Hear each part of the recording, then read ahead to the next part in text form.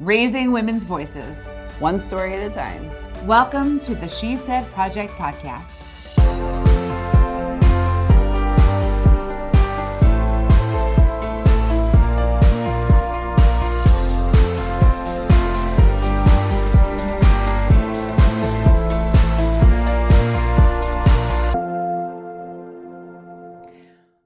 Hello, friends, and welcome to the She Said Project podcast. I am your host, Jenette Jerzik, in the WCIA studios in Champaign, Illinois, and by my side, co-host Kerry Rosso.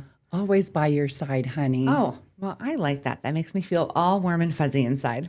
I'm here for you. So it's been a couple months since we've been partnered with WCIA and able to be all snazzy in the studio. I know, like it's been a couple months, 20 something, almost 30 episodes, not just chatting with women now, but seeing their face and getting to know them on the next level. Like this is so much of what we love about That's What She Said. It's what I've always loved. I've always wanted it to feel like it's just, some broads sitting around having a glass of wine. And you would think that it would be a little tricky when we're in a studio or we have headphones on, but women's stories translate. It feels the same. Yeah. Although I don't see the wine. Did you bring it? No. I don't see any. Nope, not a thing. Okay. We'll get by. We'll survive. We'll have the wine after the party. But because of our awesome partnership and our new digs, it's always wonderful when we can have our guests in person in the studio, but we get to extend the same opportunity to women who have been in That's What She Said performances farther away and maybe can't join us in person because we have this wonderful thing called technology. And today we're going to take advantage of that technology and hang out with one of our She Said sisters in one of our partner cities. So that's always fun. We love the ladies from St. Louis. Oh, Let's talk about it. I mean, St. Louis has a special place in my heart because I have family there. And then the woman who pulls off the St. Louis show, she always kills it. I might be a little biased because we went to college together, played ball together, same sorority. But I don't know why I'm shocked because I always say there's no shortage of amazing women. But every single time, every single speaker she has kills it. Oh. Whether I'm laughing or crying or like, can you believe this? This is fabulous. Every story, every woman, every experience, the flow of the show that she weaves together, the gorgeous stage that is there, the women and the people of St. Louis who come out to cheer these women on. We have been fortunate enough to be in the front row at every That's What She Said show in St. Louis to date.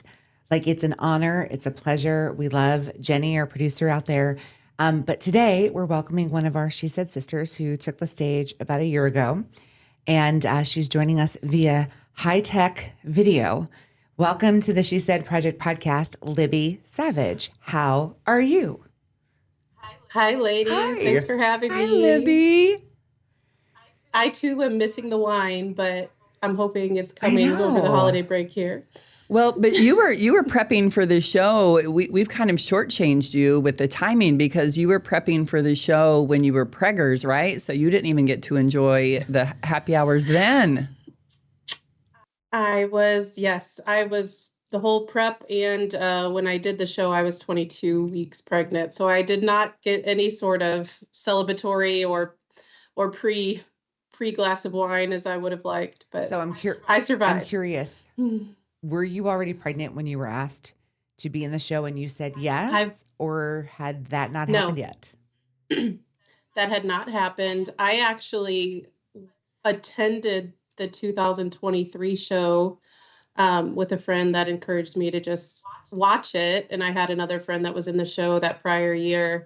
And I went up to Jenny at the after party and I said, I have a story I want to share next year.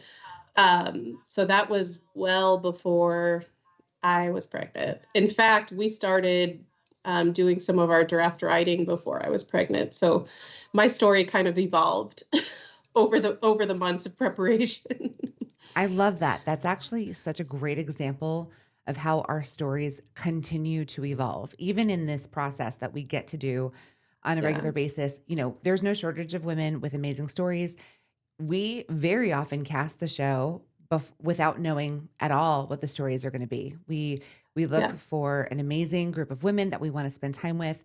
We're very intentional about representation and diversity and really looking out into the community and uplifting the voices that haven't been heard, that much. And so it's not always about the story, it's about the woman, but we have no doubt that we can find a story with every woman who says yes to this adventure. But this is such a great example of, well, you started the process, but obviously circumstances change and you have to roll with it and you have to acknowledge it. And it became such a huge part of your story. Definitely changed it entirely. Now, And it's still changing. Now, your story is called Crowded Table, which kind of gives a hint to, the topic. What does a crowded table mean to you? A crowded table means to me that we're building a home and a community where people feel welcome, in our immediate family, in our extended family, with our friends, with our neighbors. So that's a motto my husband and I have had our whole marriage, even before we had children. We've always been hosts and volunteers in the community and just trying to keep an open door and room at the table for everybody. In this story in particular, it gets around our children and our immediate family, but it means a lot more than that to us. And you mentioned it in your story, but both you and your husband come from large families. So sitting around a crowded table is very comfortable for you.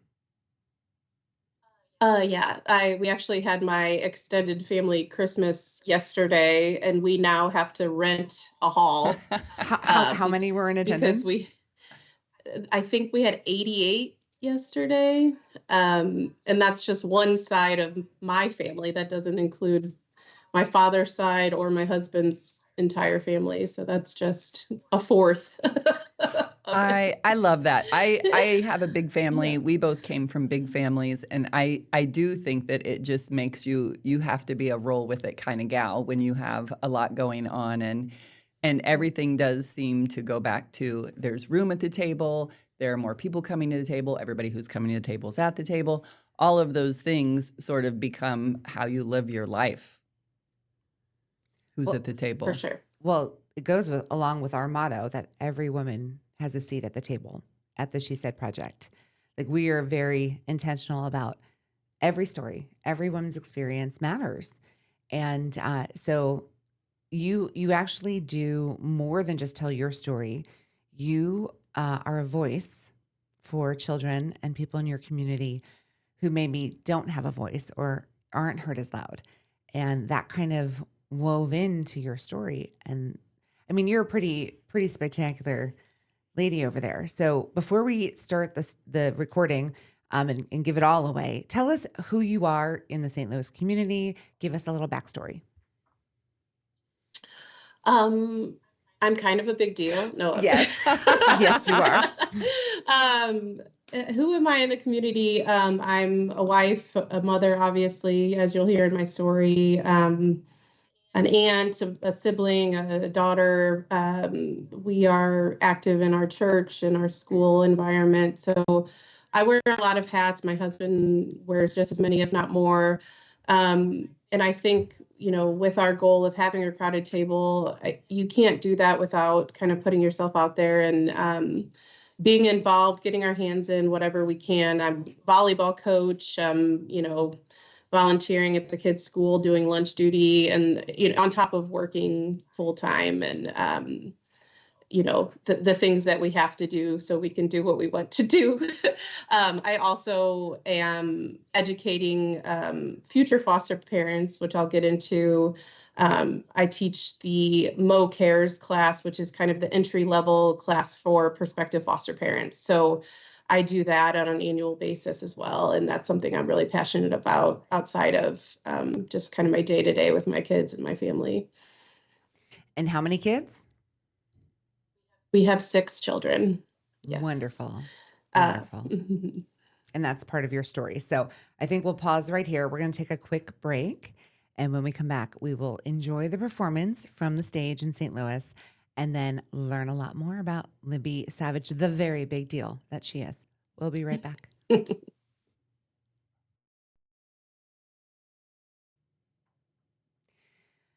We love sharing stories from women in different That's What She Said communities.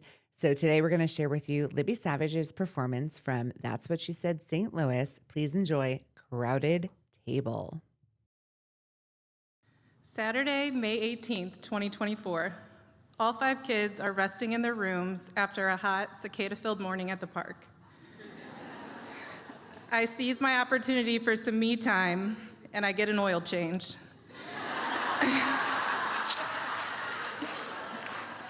Prior to our Memorial Day road trip, while my husband works on his sermon for Sunday morning, I not so casually swing by CVS for a pregnancy test on the way home.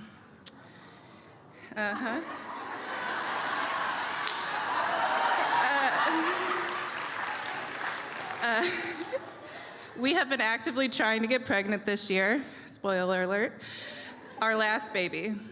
At this point, we have 5. 2 biological, 1 adopted from foster care, and recently 2 kiddos currently in foster care but back in our custody for the second time.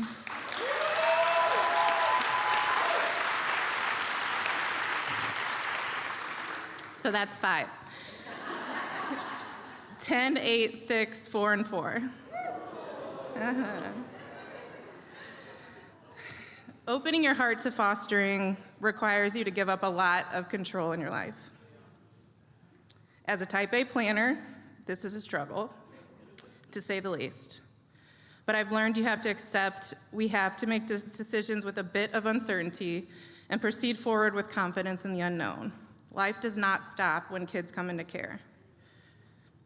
I get home and all 5 kids are awake. That did not last long. I head for the only bathroom in our home with a working lock, and I try to sneak past the excited to see mom children and lock myself in with no such luck. Just when I thought I was safe, I peek around the corner into the bathroom closet to find my 8-year-old.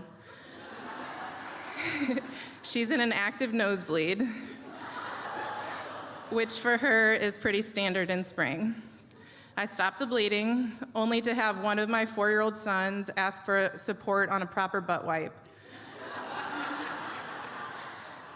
Crisis averted. The bathroom now to myself, minus the little hands banging on the door for me to come out.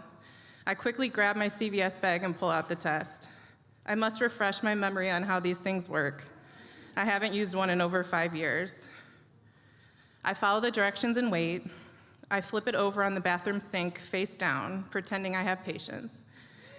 And I say a prayer as 3 of the 5 continue to lovingly bang on the door for my attention. As I check my timer, I see a text from my cousin. She will be having her baby today. Wasn't expecting that. Okay. C-section scheduled for 4 p.m. I take that as a good sign for fertility purposes. Time's up. Pregnant.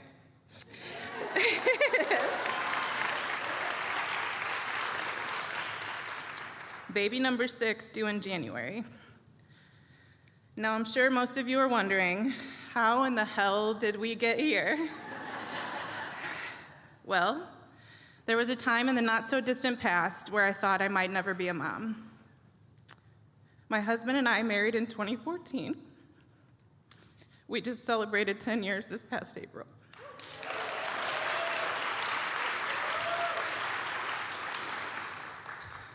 Back then, we thought we had time and that we'd wait to have children. But when we were ready, my body was not. PCOS, miscarriages, and undiagnosed infertility were the words that I was hearing. When Nick and I met back in 2008, we talked very early on in our background and our desire to be parents, as well as to serve our community. We were both open to adoption and thought that would be a path we would eventually take in our marriage. It occurred to me throughout our infertility struggles and watching other friends and family struggle that IVF was not a path that I personally wanted to pursue. I very much knew that I wanted to be a mother, but biologically was not a priority for either of us.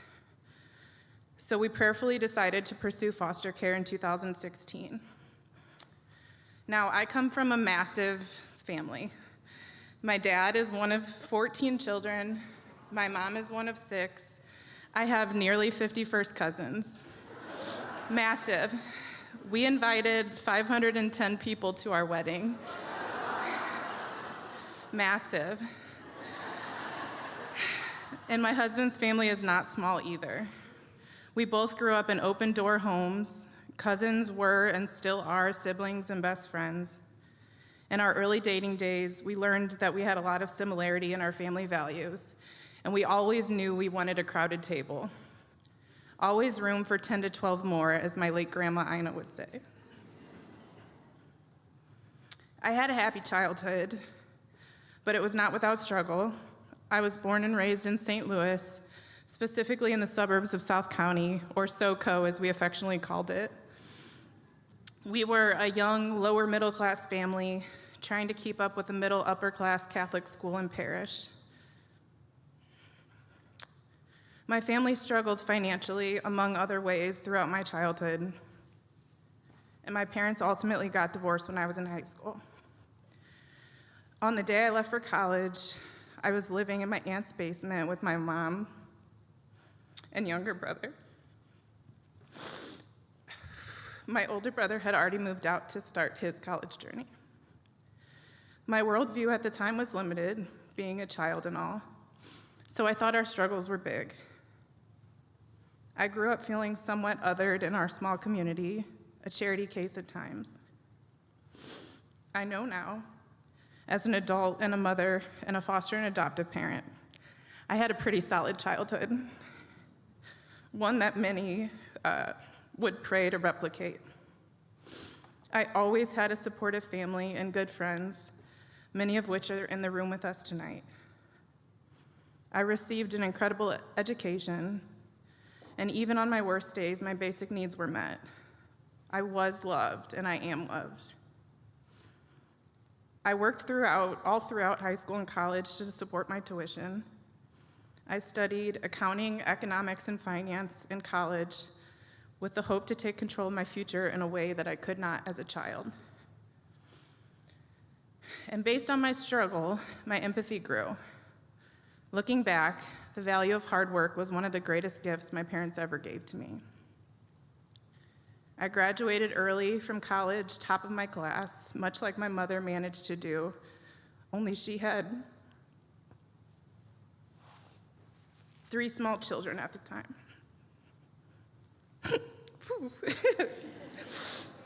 Okay. I thought the sooner I could get into the real world, the better. And in my early 20s, I envisioned becoming a CEO, quickly climbing whatever ladder was put in front of me. However, it did not take me long to realize that was not it for me. I was not passionate about my career in the way that I thought I might be, and I felt a desire to find where my passion really stood. Frederick Buechner once wrote, "The place God calls you is the place where your deep gladness and the world's deep hunger meet." I soon would discover how the puzzle pieces of my life were fitting together to reveal my passion. And I found that passion in motherhood, and I found my calling in foster care.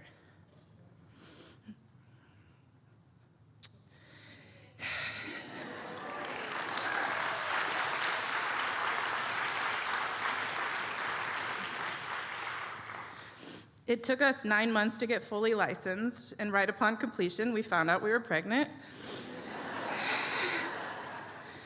We decided to continue the call that we felt and do both, bio and foster parenting at the same time. So at 20 weeks pregnant, we took our first foster placement, a sibling set of sisters, 2 and 4, November of 2017. I would go on to carry 2 healthy babies. Regina was born in May of 18, and Cole was born just 16 months later in September of 2019. Irish twins or something close. Our foster girls would reunify with their bio mom in December of 2019 after 2 years of being with us full time. And 3 months later, we would welcome Antoine into our home through foster care. March 12th, 2020.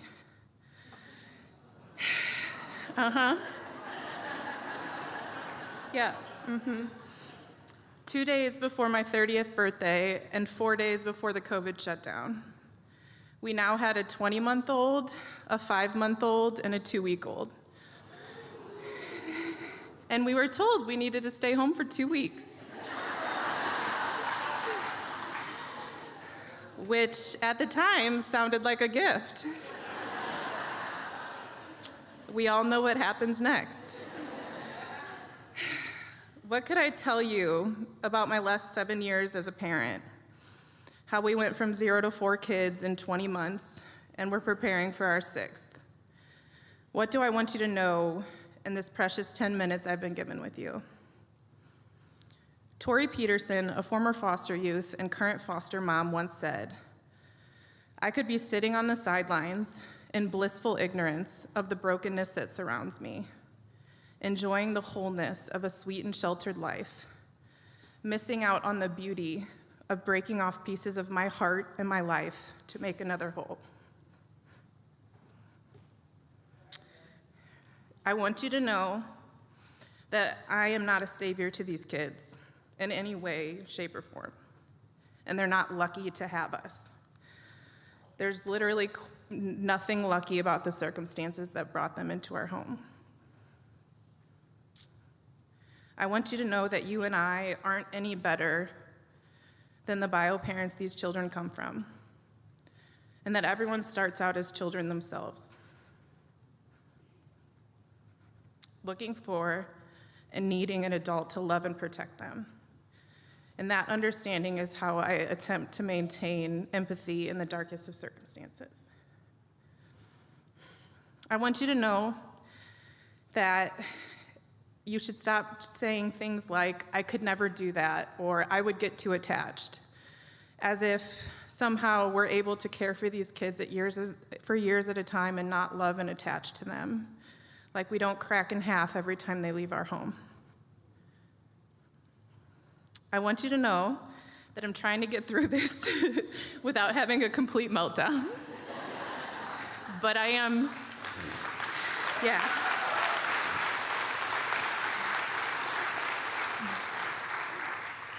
But I am 22 weeks pregnant, and I cry doing just about anything right now. Just ask my husband. The hormones are hormoning. I want you to know that on my best day, I truly believe in reunification and keeping families together. And on my worst day, I want jail time or an eternity in hell for bio parents that abuse their kids. I want you to know, thank you.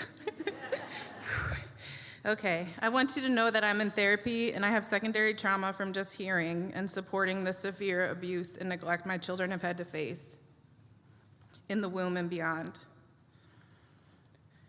And I want you to know that I would quite literally do anything to relieve some of the pain my children have experienced in their lives.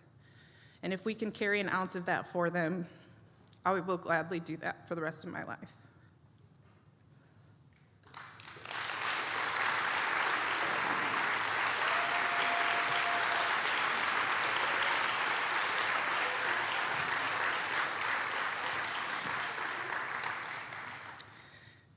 I want you to know that foster parenting is absolutely the hardest thing I've ever done and will ever do, but it's not slightly close to the difficulty of being a kid in foster care.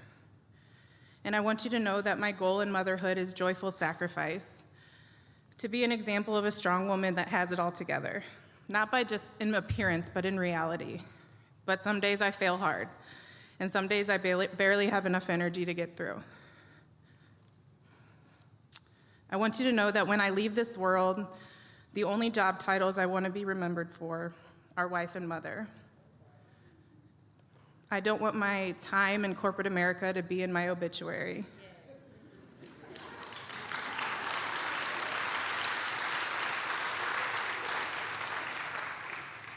I want to grow old with my husband, Nick, with a long list of children and grandchildren, regardless of official titles and paths on which they come into our lives.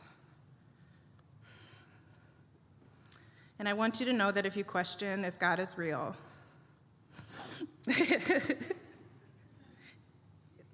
I'm here to tell you, he's absolutely evident and the most vulnerable.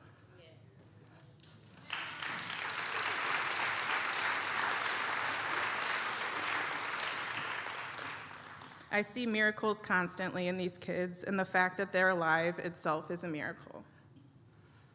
And I want you to know that I would not change a thing.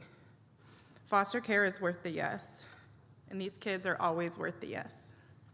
Thank you.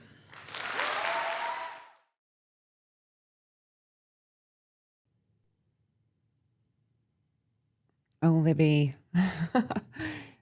that was so beautiful, and there is so much to unpack. I'm not even quite sure where to begin. But let's just start with the fact that you did get through it without a complete breakdown. So let's celebrate. Yay. Because you shared something just so vulnerable and so powerful, and you were so pregnant and hormoning. The hormones were hormoning. And you should be so proud. Thank you. I am proud. I think I did it for myself, but I also wanted to have something that my kids could look back on to kind of like reflect on the chaos that is our life right now.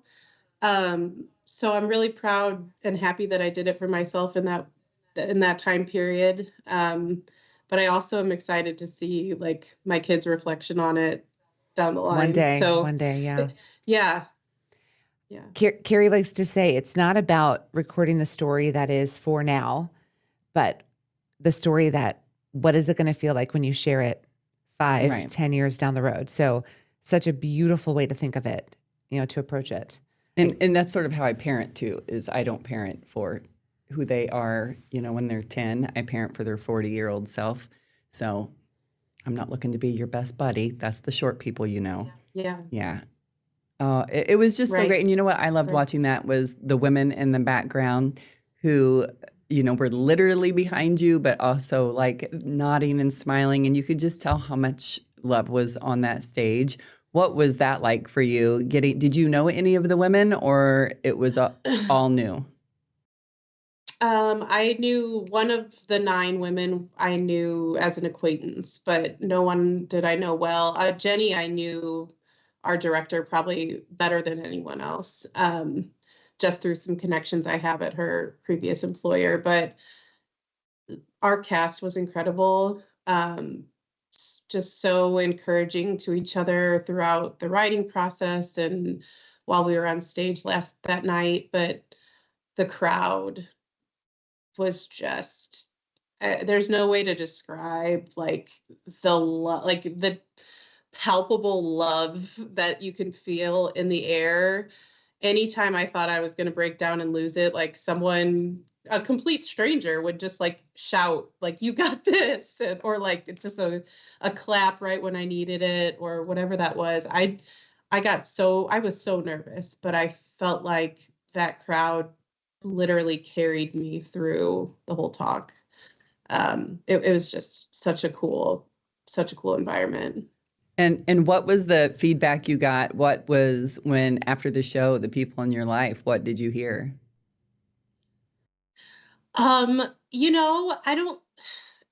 people directly in my life know my story, but I still think I got some positive feedback from them. But I had a lot of complete strangers come up to me after the show, and my story's been shared in other forums, reach out to me online or whatever way that is, and say that they've been thinking about foster care, or that they have a family member that's experiencing something similar, and just that they've been encouraged or motivated in some way by my story, or they look at those circumstances differently. And that's really all you can ask for when you share something vulnerable, is that people get something positive out of that. And I think that's definitely been my experience. I do want to talk more about foster care in general.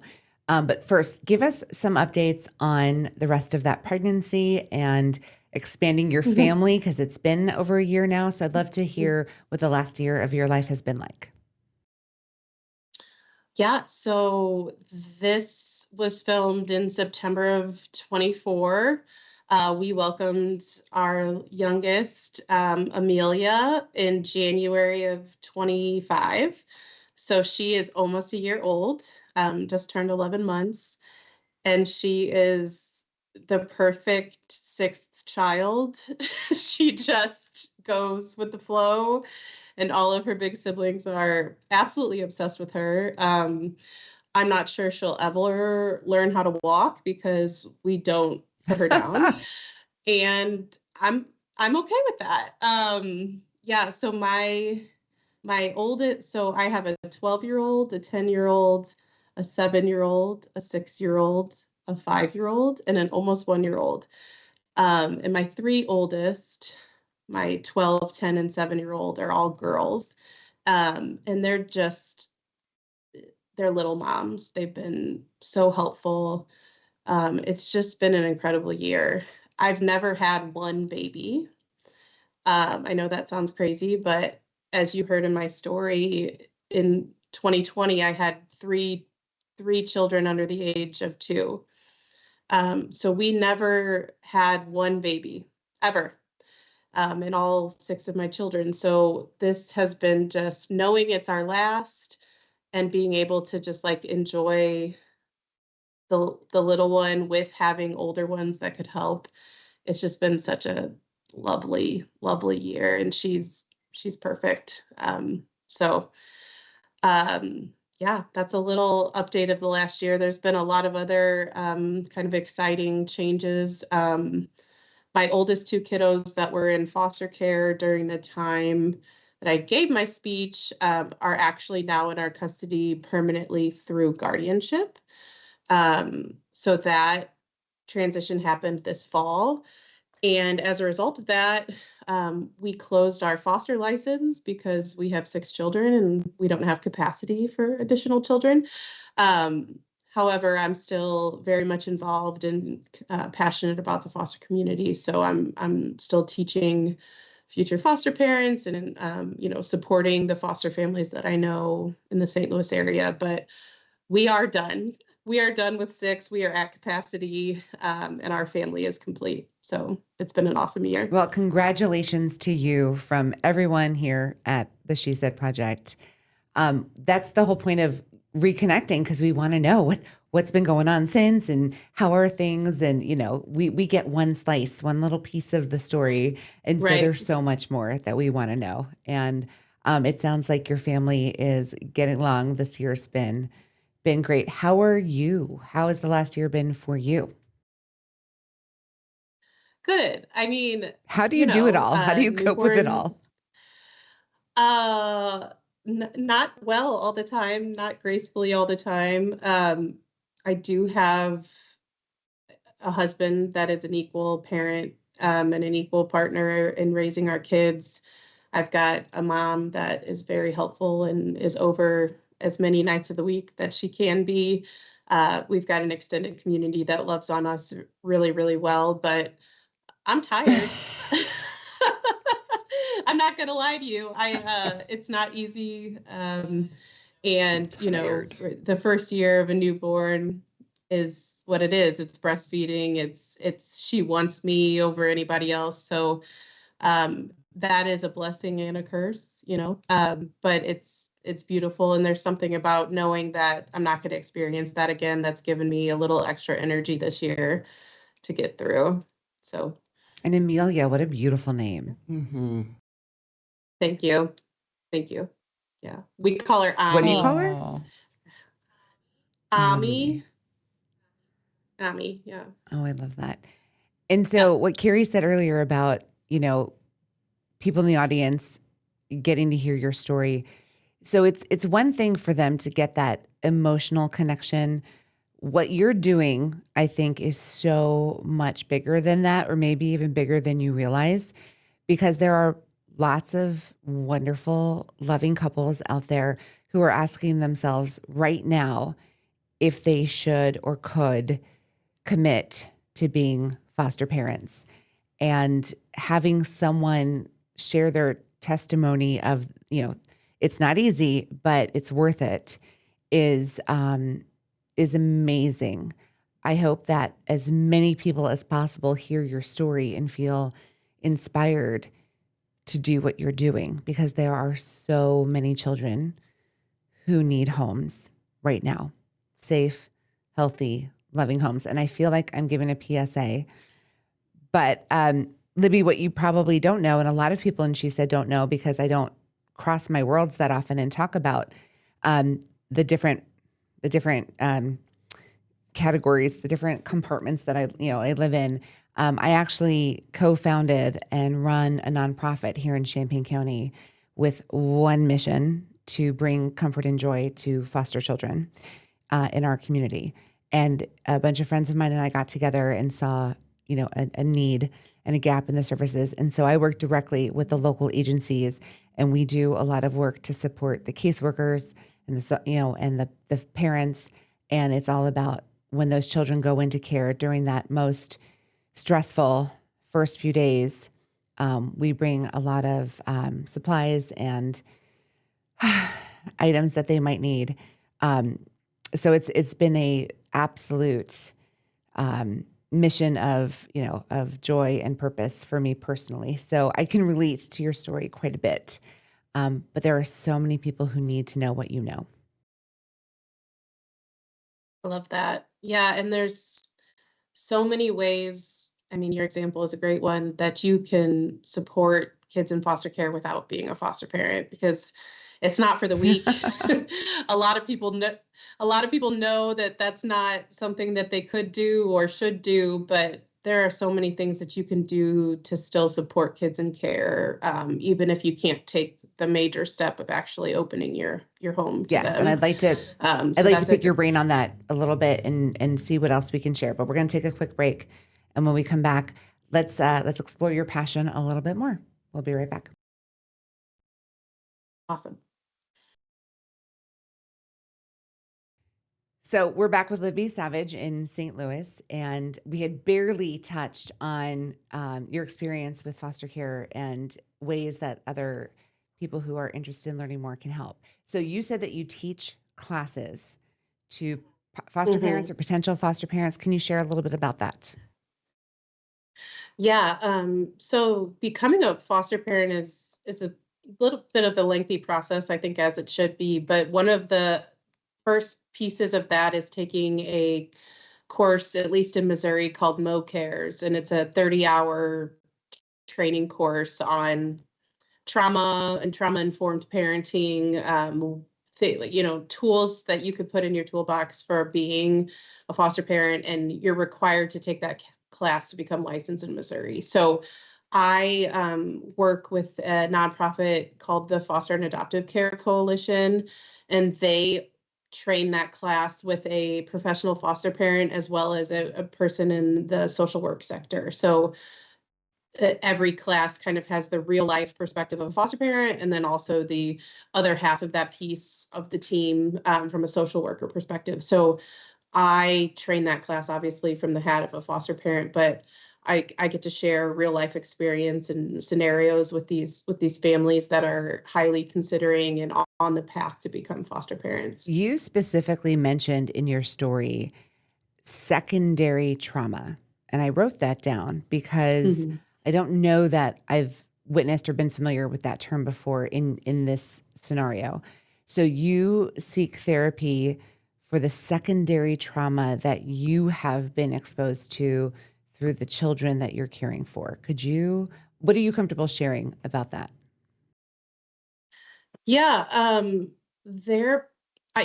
can't probably articulate it well, but you as foster parents are privy to their story, and you get to hear all that they experienced prior to coming to your home.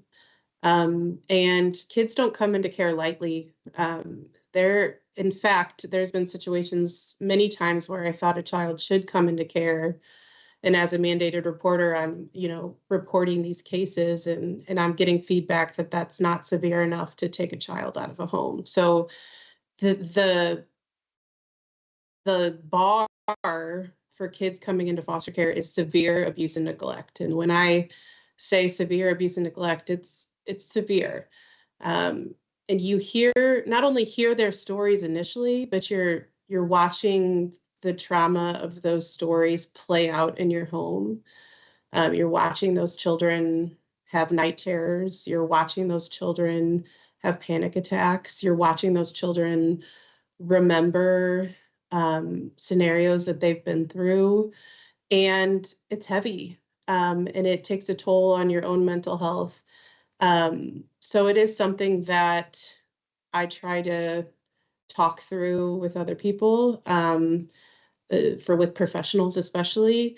And I think it's important to work through that, because a big part of the job is also remaining empathetic to the biological parents and remaining respectful to those parents when you're talking to their kiddos. And that's a really hard balance when you know the history.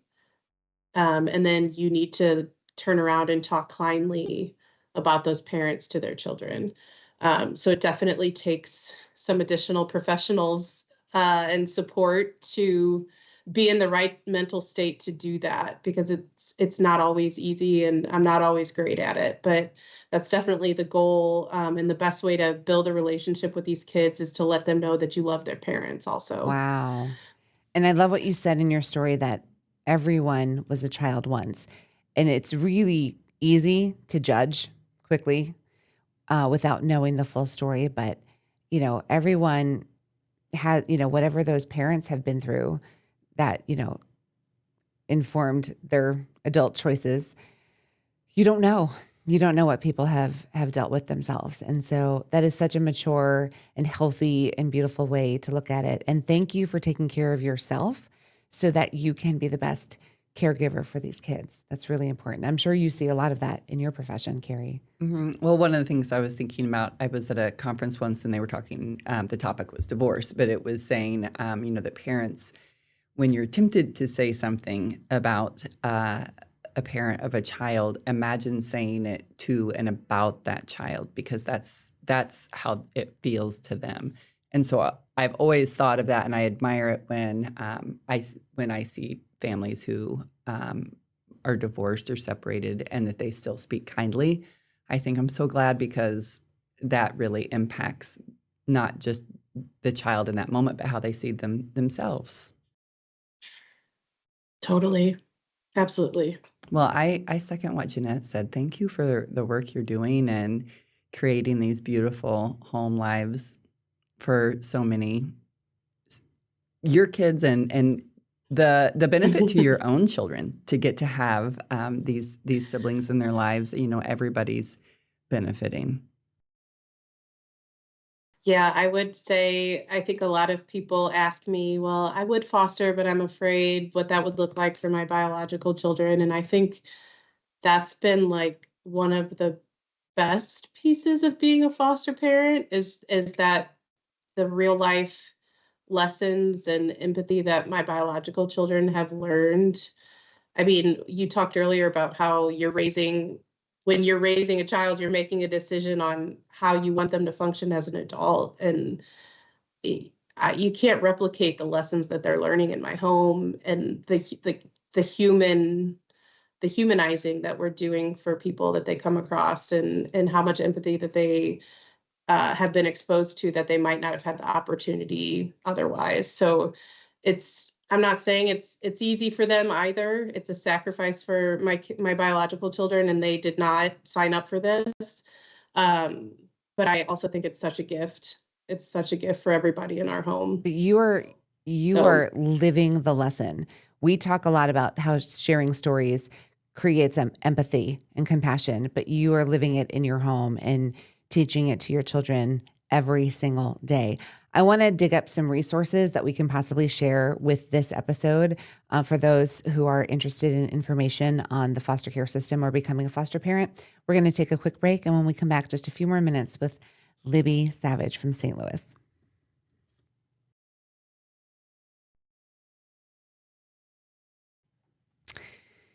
So, Libby, when you shared in your story that becoming a foster parent was a calling to you, this wasn't just a casual decision, this was a calling. I love the quote that you shared. The place God calls you is where your deepest passion and the world's deepest hunger meet. That spoke to me. That gave me chills. And it's clear that you are living in that magic place.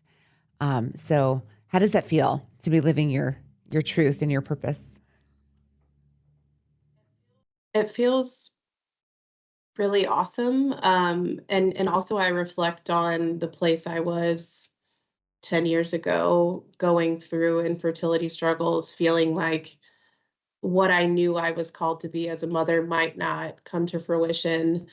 And that, I think that's another reason I felt really strongly about sharing my story, is that like I couldn't have drawn this up better myself. And with all the heartache and pain it took to kind of find that connection of my passion and the world's need, I don't think I would have gotten there without the struggle that I had up front. I don't think I would have found this on my own.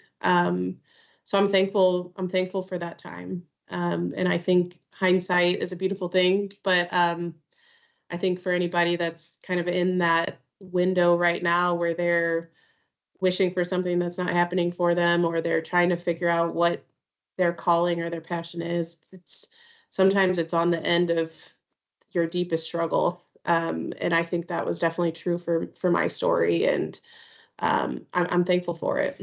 Okay, Libby. I thought Jenette was going to ask you this when she said she was going to dig up. I thought she was going to say dig up some dirt. Of course you would. But I was thinking, like, I also don't want to paint, a perfect picture that I'm sure you're exhausted. But, what strategies do you use? I mean, you have to be like, are you in your pantry, like, eating a box of Oreos, at 1 a.m? How are you taking care of yourself and getting through all these demands? Not always the poster child for self-care, if I'm honest. I think relying on my husband for sure. Sleep. I'm a big advocate for sleep, so I'll let a lot of things slide to the wayside, but I get sleep at night. And if I need the occasional mental health day, I'll take that too, because you can't pour from an empty cup, and one of my biggest indicators is sleep. So I really try to prioritize that and have a healthy bedtime for all my kiddos so that we can recharge for the next day. My husband and I also like to travel without the kids. We make that a priority at least once a year, where we, whether it's one night or a long weekend, we try to keep our marriage healthy and reconnect on that level so that we can be strong for our kids and be a good example for our kids, because I think that goes a long way as well. Well, I love that. That's great advice. Keep the marriage healthy and sleep Together.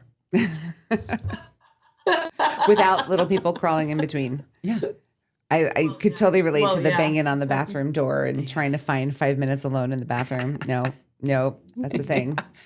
Well, we banned the knocking on the door. If I'm in the bathroom, that means I'm looking for privacy. And then mine took to like slide a note under the door, like, I love you. You almost done.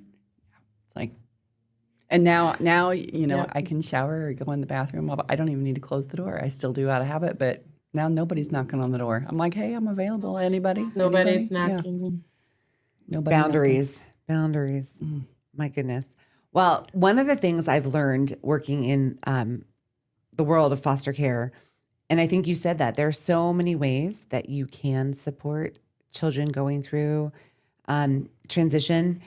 A lot of what I didn't know is there are different levels of foster care. There are respite homes where you can take a child just for a weekend, or a quick, they need a safe home for a short term while they're finding a longer term home. And I think that was a big eye opener for me. I don't think a lot of families know that you can be a foster parent without the lifetime commitment. Not that, there's all kinds of ways. But respite home was one that was new to me. I didn't know that you could do that. And so I encourage anyone who is listening who has ever thought about the possibility of being a foster parent to do some research. It's a little bit different in different states and different counties. So definitely look to what your local area, resources are. But there are children out there who need you in every city, every town, every county, every state. So don't hesitate. I know this sounds like a PSA, but it's true. I've learned a lot in my journey of running a nonprofit, but you're the one doing the work, Libby. So we just want to celebrate you. Like, I'd clap, but then I'd make a really loud noise on this microphone. I don't want to do that. But like I do, I want to stand up and cheer you on because you are in the trenches, literally, with the baby all the way through the tween, baby through the tween. Like, God bless you. Seriously. Yep, I got periods and diapers and everything in between going on in my house. We are in the trenches. I knew we'd end an episode on bodily fluids. It's fantastic. Yeah, but that's what that's what moms do, right? You were helping, your son navigate assist with a necessary, butt wipe. I mean, it's life. It's life. And that's what we pride ourselves on here at She Said, is that this is real life. We're not making stuff up. It's not pretty. But you know what is pretty? You are, Libby. You are beautiful. You found an hour to spend with us today. We could not be more grateful. So thank you for the work that you do in your community, in your home. We are here cheering you on. So please know that. And that's all the time we have today. I'm so sorry, but thanks for joining us. We love you and your story. It matters. Yeah, so, Libby. We'll see you next time on the She Said Project podcast. Appreciate it. Over and out.